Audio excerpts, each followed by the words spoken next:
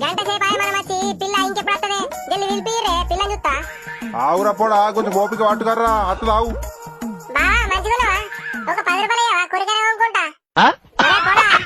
వాళ్ళంటాన్ని బాగుంటున్నావేంద్రా ఇంకా బాగా కానేర్రా అట్లా పిలిచి ముడకు పర్లేదండి పర్లేదు చిన్నపిల్లలు కదా తెలియచ్చు పాపం సరే అని పిల్లలు పిలిపిస్తారా కొంచెం చూస్తాం చూపెడతాం మా నర్సక్క వస్తున్నాడట ఇక రాగానే చూపెడతాం అవు మాటలో రానే వచ్చింది నర్సక్క రా నర్సక్క రా రా నర్సక్క నీకోసమే చూస్తున్నామే గంట సేపటి నుంచి అప్పటిసంది పిల్లని చూపెట్టని అంటున్నారే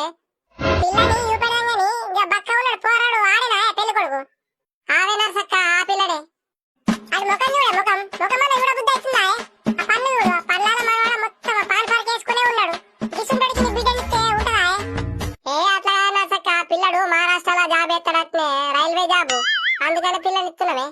నీ జాబ్ల మనవాడ జాబుని చూస్తున్నావు కానీ ఆ పోరాడి పన్ను ఊడిపోయి ఒకసారి ఏర్పడుతుంది అని దగ్గర కన్నా పోతున్నావా ఓ ఆశ నచ్చి మునుగుతున్నది ఇట్లా పక్కకి వచ్చిన కదా అబ్బా గప్పు కొట్టింది నేను ఇంకేం అనుకున్నా అది పాన్ పార్క్ క్లాసులే మొత్తం